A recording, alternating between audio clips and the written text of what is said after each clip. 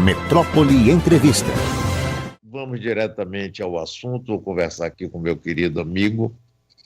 Já foi governador da Bahia 2 vezes, ministro de Estado, secretário de Estado, deputado federal e muitas coisas hoje. E senador da nossa República, Jacques Wagner. Wagner, bom dia, que bom estar falando com você. Você está se cuidando, você está bem, sua saúde está boa, Dona Fátima também? Bom dia, Mário, bom dia a toda a equipe da Metrópole, todas as equipes de todas as rádios que compõem a rede de Jornal da Bahia e principalmente a todo mundo que está nos acompanhando agora. Você disse que são mais de 300 cidades. Então, meu bom dia nessa sexta-feira a todos os baianos e baianas. Minha primeira palavra é de um abraço virtual, já que hoje tudo está sendo feito à distância e via internet, a não ser aquelas coisas essenciais que a gente tem que ir. Então, minha homenagem às equipes médicas, de enfermeiros, de funcionários em geral da área de saúde, de segurança, e dizer que eu estou me cuidando. Quer dizer, na verdade, desde o dia 20 de março, que até o dia 20 eu ainda ia no escritório, atendia pessoas, uma de cada vez, mas depois, como eu já tenho 69 anos, sou hipertenso também, aí eu resolvi cumprir a ordem médica, sanitária, e estou em casa com Fátima. Teve 15 dias que entramos no carro aqui, fomos até Andaraí, mas é de um ponto para outro, lá também isolado dentro do sítio que a gente tem lá. E estou me cuidando, até porque hoje em dia todo mundo tem que se cuidar. Eu estou vendo que você está se cuidando, está com a cara boa, porque acaba que tem um lado ruim de você não poder ver as pessoas, tem um lado que você talvez relaxe mais, mas de qualquer tanto na alimentação, faço exercício todo dia em casa mesmo, que está fechado, evidente, aqui no prédio tem uns aparelhos, mas está tudo fechado por ordem, e não saio nem para mercado, sempre faço compra por telefone, por internet, e peço para o pessoal vir entregar aqui em casa. Às vezes encomendo comida, falando com meus filhos. Você sabe que eu tenho uma filha morando lá nos Estados Unidos, graças a Deus está tudo bem, ela e os meninos, mas lá também está no isolamento social, trancada em casa. Ela vive na Califórnia, e os daqui também. Então falo com todo mundo, mas a gente vai inventando coisa, né? De vez em quando a gente combina um happy hour, todo mundo, aí abre nesses, parecido com esse que você estamos conversando, abre nesse sistema que tem, cada um na sua casa, abre vinho e fica batendo papo, conversando. Agora fizeram 30 dias do falecimento de minha mãe, e aí o Rabino aqui de Salvador mesmo, Rabino dos 30 dias dela, foi todo mundo entrando via o Zoom, né, que é o que ele usou, e a gente vai aprendendo a se virar dessa forma. E também, Mário, valorizando, né? Eu acho que as pessoas agora estão dando valor mais assim, percebendo o quanto é importante a liberdade de cada um de ir e vir, de se expressar, já que agora a gente não está preso, porque estamos cada um na sua casa, mas é o jeito. As pessoas têm me perguntado se é para fazer ou não é. Eu digo assim, imagine você dirigindo numa estrada que você não conhece. Aí, de repente, começa a chover muita neblina. O que você faz? Diminui a velocidade e até para no acostamento para evitar um acidente. É a mesma coisa. Não tem vacina por enquanto, não tem remédio definitivo por enquanto, nenhum remédio se mostrou eficaz. Então, o que está se pedindo? Diminui a velocidade de contato com outras pessoas. O vírus, todo mundo sabe, não anda pela rua, ele anda pela rua no corpo de alguém. E esse vírus é tão perigoso, tão sorrateiro, que tem muita gente, 80% das pessoas que têm o vírus, não tem nada, não tem tosse, não tem gripe, não tem febre. Então, o cara inocentemente está achando que ele não tem nada, mas ele é portador. Então, eu estou me cuidando, espero que você esteja se cuidando também, espero que todos os baianos. É uma situação muito complicada. Você vê que essa noite, até a meia-noite de ontem, fechamos mais de 20 mil casos no Brasil, e eu recebo toda vez a média, Mário, dos últimos 7 dias. Então, a média dos últimos 7 dias de morte era de 860, e ontem deu 1.188. Significa que está subindo. É por isso que eu fiz um debate com o segundo ministro da Saúde, e eu expliquei o seguinte: olha, o mundo inteiro só começa a falar em diminuir isolamento social quando começa a diminuir. Então, eu queria explicar isso também para quem está nos ouvindo. Hoje, as mortes no Brasil, infelizmente, estão subindo. Então, enquanto não ficar uma semana as mortes diminuindo, como acontece na Itália, como acontece em outros países que já tiveram um pico tão alto quanto aqui no Brasil, até lá não adianta conversar de romper isolamento, porque é jogar o pessoal no precipício. Infelizmente, eu gostaria que o país estivesse mais unido, como foi com Oswaldo Cruz, como foi em todas as campanhas que o Brasil passou, quando tinha uma espécie de pandemia, alguma coisa sanitária, era a união dos brasileiros. Infelizmente, nesse momento a gente não consegue nisso, fica se inventando, o presidente fica inventando a briga com o governador, a briga do remédio A, do remédio B. Essa frase, Mário, inclusive, que ele falou, eu entendo primeiro que ela por si só é ofensiva, entendeu? Porque aqui não se trata de esquerda ou direita, nós estamos falando de vidas, tanto faz se o cara é de esquerda ou de direita.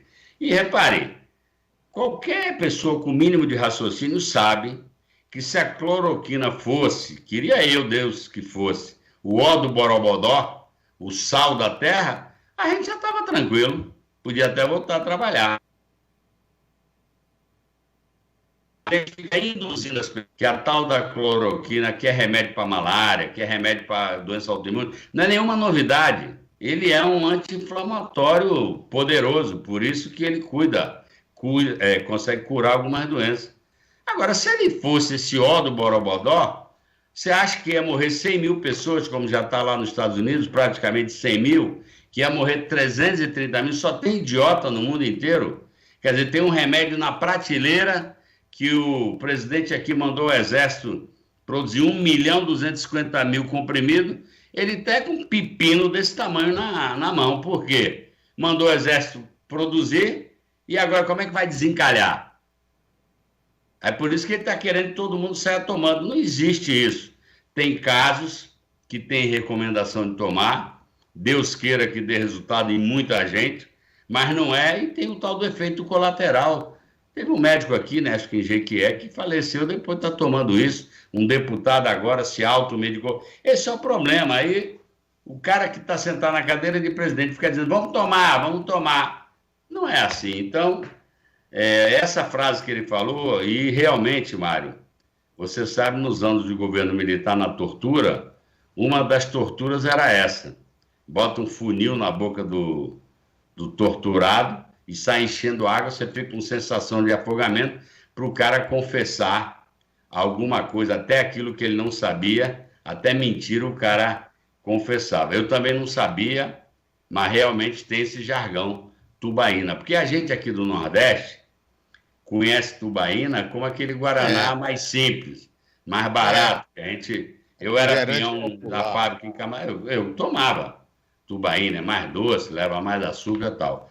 Mas eu não gosto nem de ficar comentando o que ele fala, porque não dou. Esse negócio de ficar fazendo propaganda de coisa ruim, eu acho, viu, Mário? Agora, Jacques, deixa eu lhe fazer uma pergunta aqui. É o seguinte, quando você era governador e pegou um período neto, prefeito, vocês se davam muito bem e Rui Costa brincava quando eu perguntava, quando o Rui chegou ao governo, por que é que você não se dá tão bem, já que se dá? Dá, porque já que tem olhos azuis, é bonito, aquela coisa e tal. Mas agora os dois estão assim, rapaz, e o Brasil todo entusiasmado com essa união. Eu também acho isso uma coisa fantástica, porque na hora da disputa, vai para a disputa. Mas agora é hora de união, não tem centro, nem esquerda, nem direita, nem banana nenhuma, rapaz. Claro. Então, isso eu acho que é uma coisa extremamente positiva e um exemplo. Olha, todo mundo que eu tenho entrevistado de fora da Bahia, você sabe que eu entrevisto muita gente, agora pelo Skype, então fica melhor, eu estou vendo você está me vendo. As pessoas elogiam isso de vários pontos de vista, gente de esquerda, de direita, não sei o quê. E o que falta no país é isso. Você vê, ontem o presidente fez uma reunião com os governadores, foi amena, não é, tranquila, quis se aproximar de É que a reunião foi virtual, Mário. Eu sei. Claro que se fosse pessoal ia Então sair não da porrada. é diferente. Mas aí a gente pensa que resolveu e surgiu agora um novo problema. É o seguinte, os governadores pediram para que fosse suspenso os pagamentos a Banco Mundial, Banco Interamericano de Desenvolvimento, onde o governo federal é o avalista.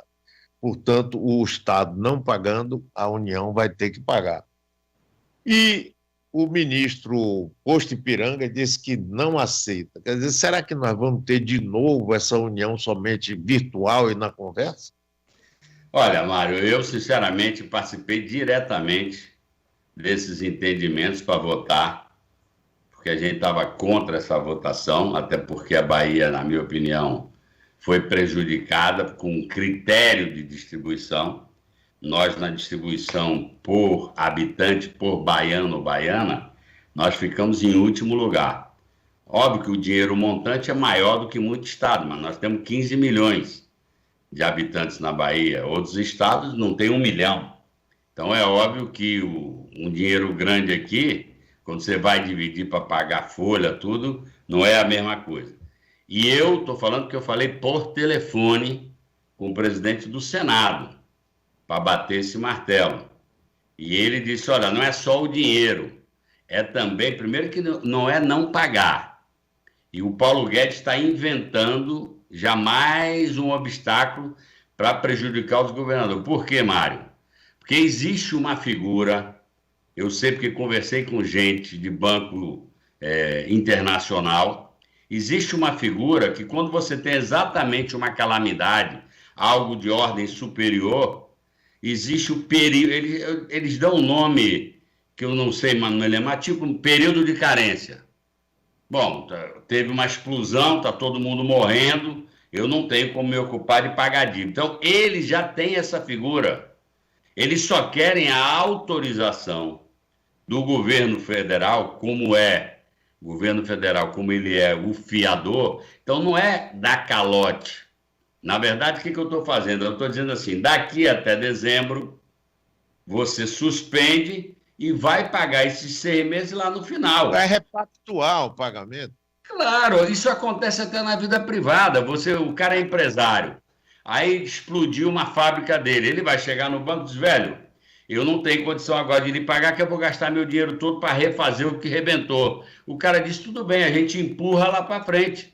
É a mesma coisa que a gente está fazendo com as prestações das pessoas físicas. O que estamos fazendo? Estamos dando calote? Não, estamos dizendo o seguinte, daqui até dezembro, como está todo mundo com redução, quer dizer, todo mundo não, mas a ampla maioria, quem é informal, quem é camelô, quem trabalha por conta própria, e mesmo algum de carteira assinada, tem seu salário reduzido, então nesse sentido a gente vai empurrar.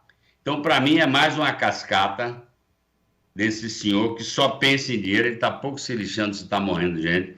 Paulo Guedes, para mim, já era, porque, aliás, outro dia saiu uma reportagem sobre a equipe dele, dizendo da decepção com ele, que ele é tão ou mais vaidoso que o presidente da República, então vai recebendo, vai sendo entubado, mas não vai largar o cargo por conta da, vamos dizer, da vaidade exagerada. E aqui entre nós, Mário, antes da pandemia, eu estive nos Estados Unidos, discutindo com a equipe econômica lá do ex-candidato democrata, Bernie Sanders. Hoje o mundo inteiro, Mário, está pensando diferente.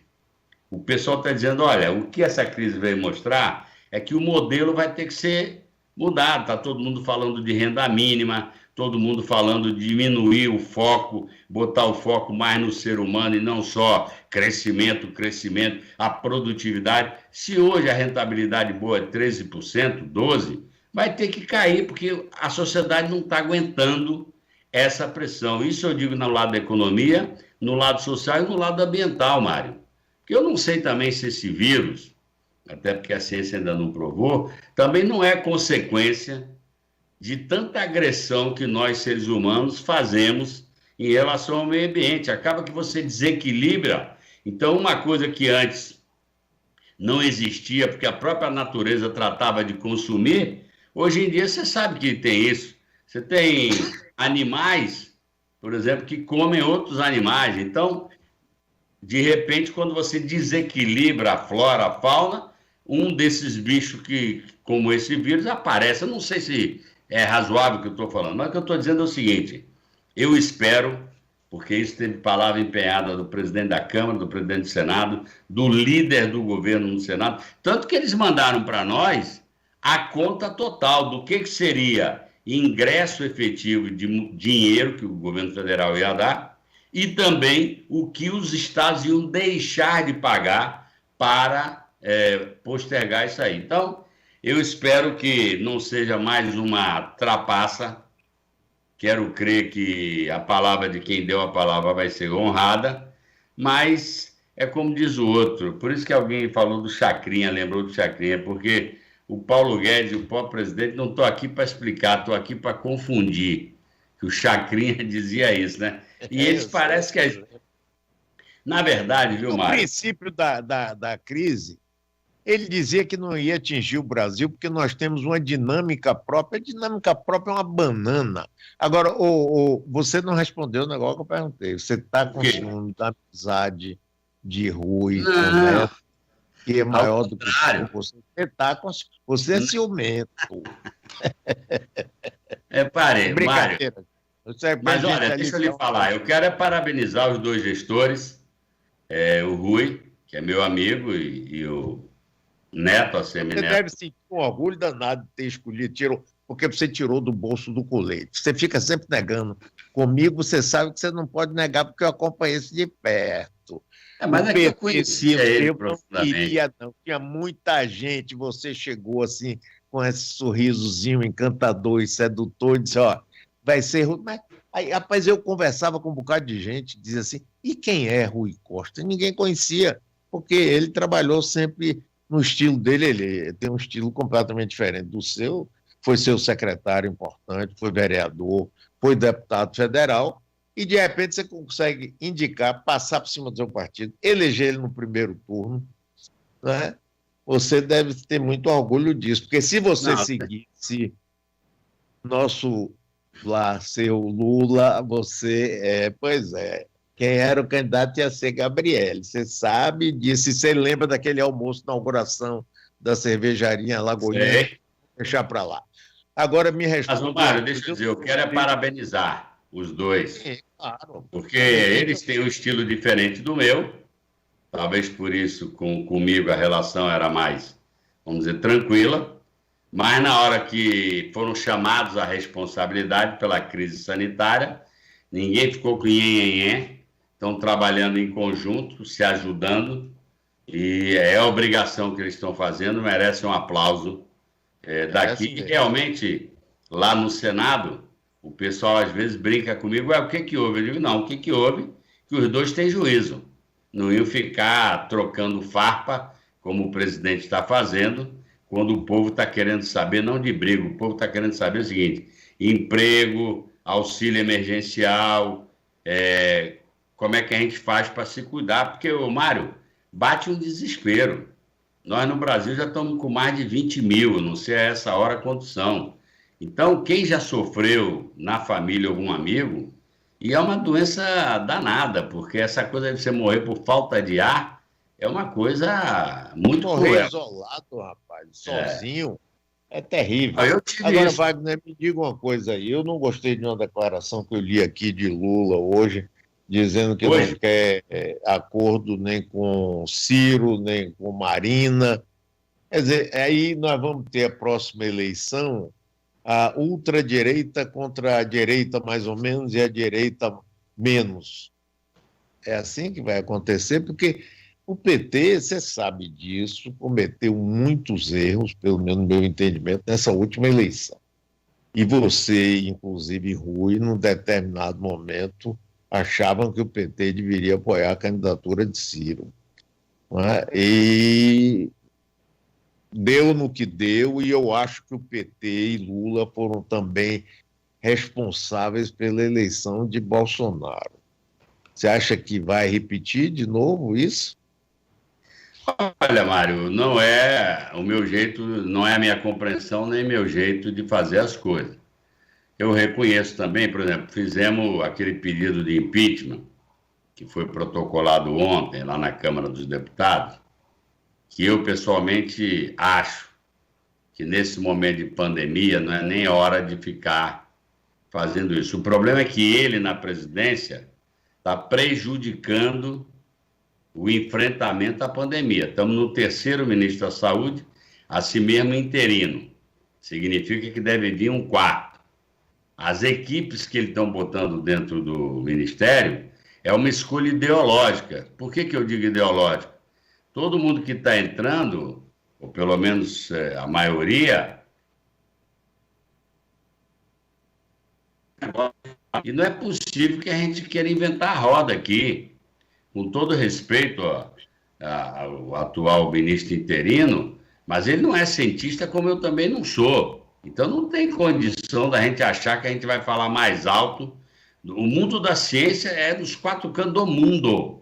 Eu não estou falando daqui, não é um negócio de esquina. Então, o que aconteceu? O pessoal acabou, segurou, mas a pressão dos movimentos. Você viu que aquele pedido foi escrito e está assinado por gente da mais alta relevância, fora de partido político, o que tem de gente, grandes juristas, etc.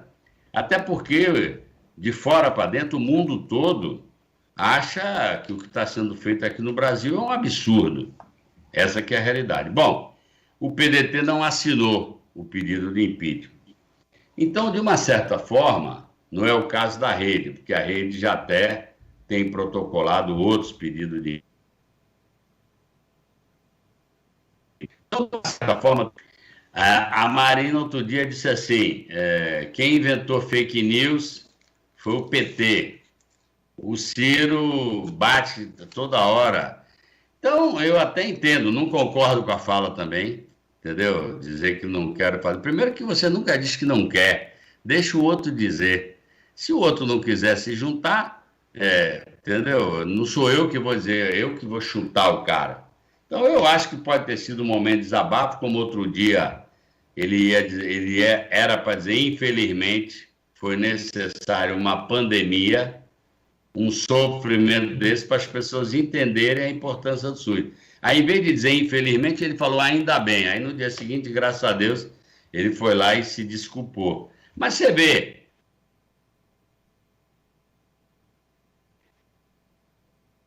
falando uma coisa e dá uma escorregada. Eu não concordo, eu acho que a gente tem que tentar unir ao máximo, eu diria até, para além da esquerda, Mário. Você sabe que mundialmente tem essa internacional daquele Steve Bannon, é um americano que ajudou o Trump, que depois o Trump deu um pé no miséria. Então, eles estão... mas essas misérias, eu estou lendo até um livro, Mário, que é curtinho, merece ler e recomendar, não sei se você já leu, Os Engenheiros do Caos.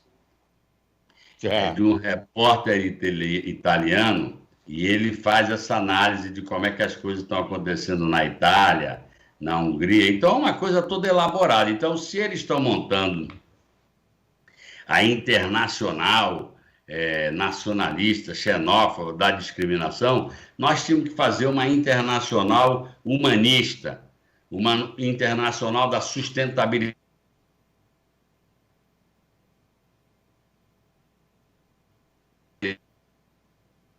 das coisas. Já vão 75 anos do final da Segunda Guerra, e tem hora que eu acho que tem gente que está sentindo falta de uma guerra, ou para vender arma, ou para ver muita gente morrendo, e para, de novo, ter um outro ciclo do pós-guerra de desenvolvimento, porque é provocação o tempo todo. Então, eu vou continuar na minha linha aqui na Bahia, eu espero que a gente consiga manter o nosso grupo unido até 22, e agora em 2020 também, nas prefeituras. Óbvio que prefeitura é diferente, muitas vezes do mesmo grupo nosso tem 2 candidatos, mas eu acho que é importante conversar tanto com o PDT quanto com a rede do Lupe, do Ciro, da Marina e do Randolph. Agora me diga uma coisa, Flávio Bolsonaro, eu sei que você, inclusive, pelo seu estilo, eu acho isso até apreciável, é uma pessoa que não é raivosa, não fica alimentando ódio, nem deixa de falar com as pessoas por causa disso. Eu acho que isso é uma coisa bastante admirável em você. O que é que você me diz agora dessa história de Flávio Bolsonaro? O próprio presidente parou de dar entrevista ali na entrada e naquela gaiola dos insensatos que ele montou ali no Palácio da Alvorada, para não ser perguntado sobre isso. Essas declarações de Paulo Marinho, você acha que, e o vídeo que o ministro Celso de Mello vai decidir se libera hoje até às 17 horas, vão ser dados importantes nos próximos passos políticos do país? Ô, Mário, eu acho que realmente a questão do senador Flávio, ela é uma questão que se agrava a cada dia, eu não tenho dúvida disso. A história, a cada dia que passa, com cada um desafeto, é o Moro de um lado, é o Paulo Marinho do outro, vai aparecendo gente. E o sumido do Queiroz, para mim já está claro que havia todo um esquema montado para arrecadação de dinheiro e, sabe lá Deus, de outras coisas, com a questão dos milicianos, a obra de um prédio que foi feita para ser base, sede de uma dessas milícias que parece que foi feita.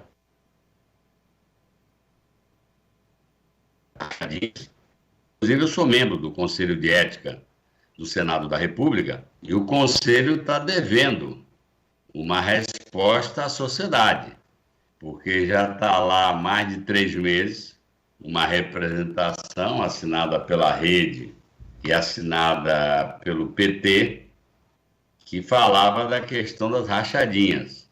Agora foi incluído, foi adicionado a esse mesmo pedido de investigação no Conselho de Ética, a declaração do Paulo Marinho, da informação privilegiada na PF, etc, etc. Repare, eu não vou dar uma do que fizeram. Eu tenho convicção, mas eu lhe diria que eu tenho convicção, e hoje já se tem muitos dados sobre isso, porque esse diretor-geral, o segundo lá da PF, que foi fazer um segundo depoimento, complicou mais ainda, porque desmentiu o que ele tinha bem. Então, sabe, isso aí, Mário, é igual fio de novelo. Tu começa a puxar, aí vai saindo, e aí cada vez que descobre, o cara que acha que vai ser atingido, daqui a pouco aparece lá, mas olha, eu quero falar aqui porque eu fui mandado fazer isso e aquilo, e então é onde sabe, o Moro fez as acusações claras e tem a ver com o Flávio, que ele falava da PF do Rio, tudo aconteceu no Rio, onde o Flávio era deputado estadual e foi eleito senador. Então, a própria Conselho de Ética, está na mão da assessoria jurídica, vai começar a ser pressionado. Por quê? Cadê a resposta? Vai arquivar ou vai investigar? Que é um tipo de investigação diferente, que é no Conselho de Ética, para saber se houve quebra do decoro.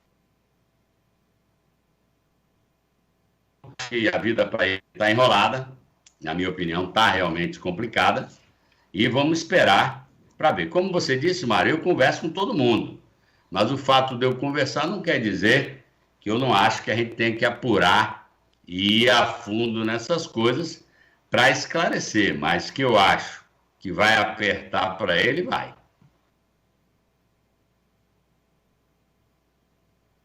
Agora, você não acha, por exemplo, que o Congresso Nacional, o Judiciário e o Executivo deveriam dar exemplos de cortar um pouco mais na carne, os salários, os benefícios, nesse momento tão difícil, com tanta gente vivendo dificuldade, os bancos sacaneando para emprestar para pequenos e microempresários, e muita gente aí com dificuldade para receber esse auxílio que Paulo Guedes que, se tiver que prolongar, vai ser R$ 200, e estamos conversados.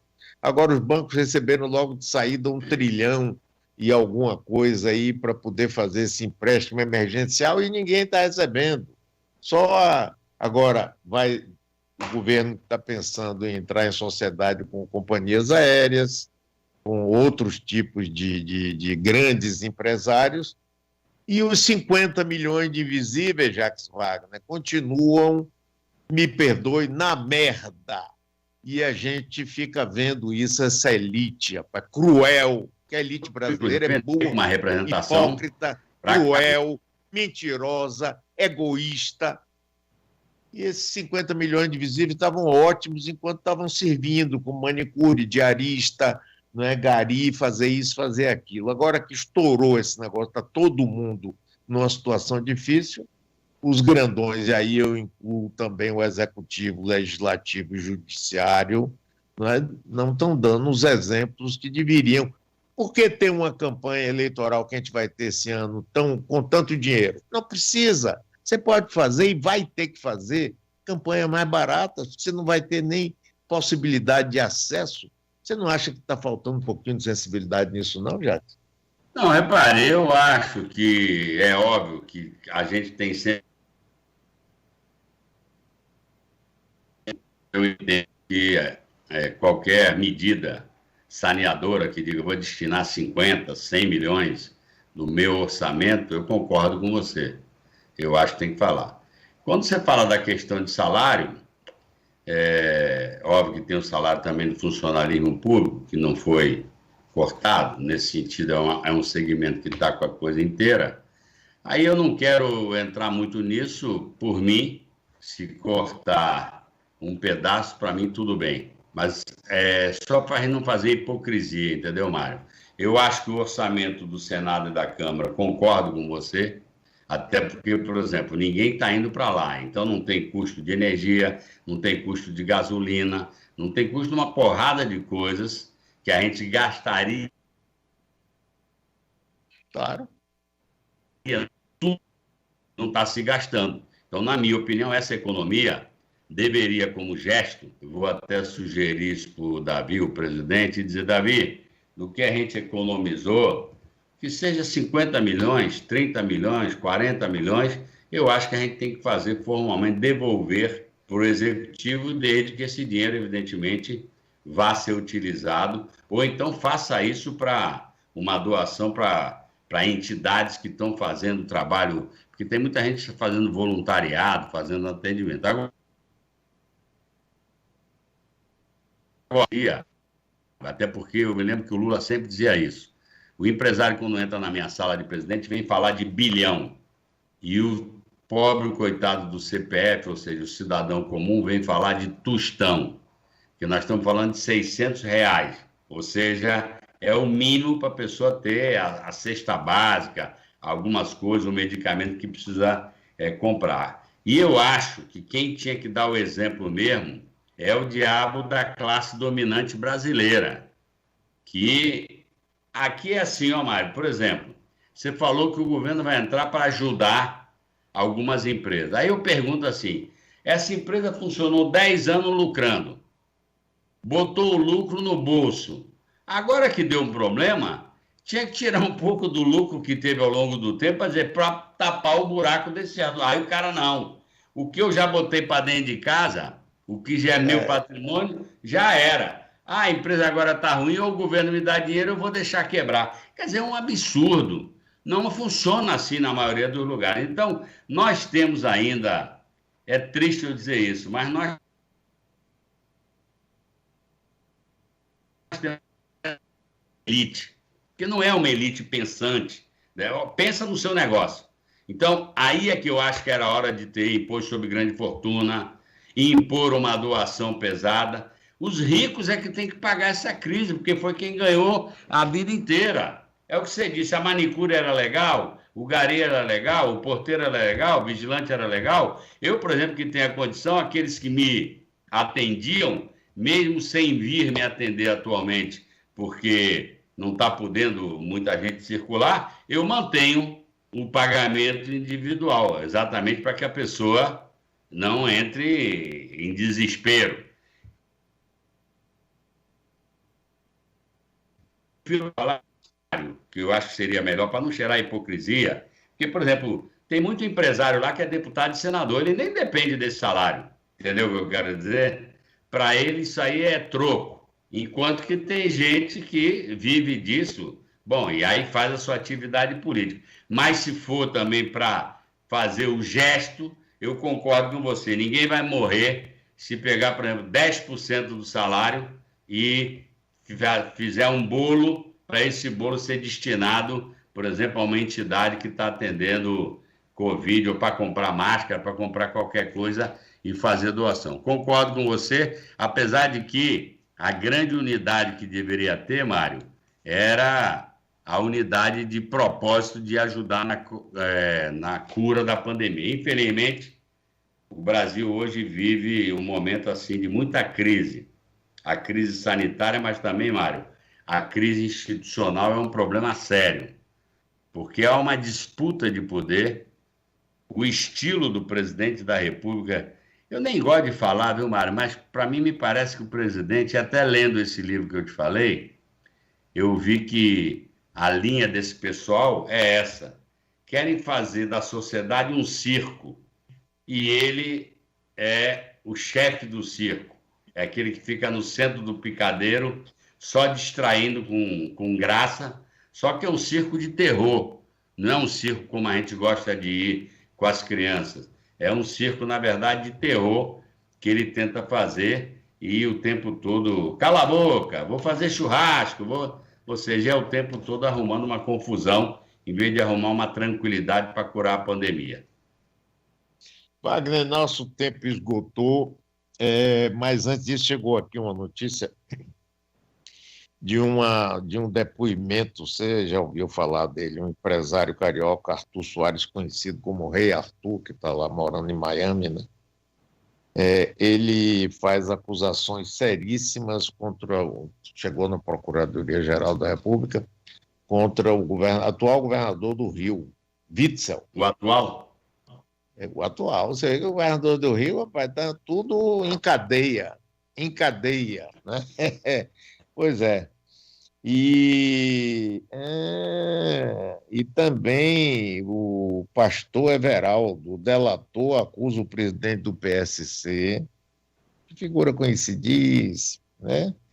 De cobrar de 20% a 30% de propina para liberar pagamentos a credores no governo. E aqui esse negócio chegou agora, uma bomba aí na Veja. Ele deu esse depoimento aonde? Lá nos Estados Unidos? Ele deu depoimento nos Estados Unidos? Ele deu depoimento. Ele chegou muito rápido, assim, não dá tempo. Aqui, olha, Mário, parece até que a gente tem bola de cristal. É aquilo que eu estava falando. O circo vai pegando fogo, o fogo vai chegando, a água vai batendo no bumbum de cada um. Aí o cara quer se antecipar para ver que benefício pode ter de um depoimento ou de uma delação. Então, é isso que eu estou dizendo. Aí agora, todo mundo sabe que tem uma briga da família do presidente com o atual governador do Rio. E não é briga... Sim, mas veja aqui, só mais uma notícia para você saber também. Segundo o delator, Witzel opera tudo por meio de dois personagens. O pastor Everaldo Pereira, presidente do PSC, o partido do governador, e o secretário estadual da Casa Civil e Governança, o ex-deputado federal André Moura, que é citado na narrativa como responsável por intermediar as negociações para o recebimento da propina. O Rei Arthur conta que teve certeza sobre a existência, a dimensão, os personagens envolvidos, depois que foi alvo de um achaque. Ele disse que tinha cerca de 100 milhões de reais a receber do governo. Em julho, seu irmão Luiz Soares foi avisado de que a dívida seria integralmente paga desde que ele concordasse pagar 20% do valor.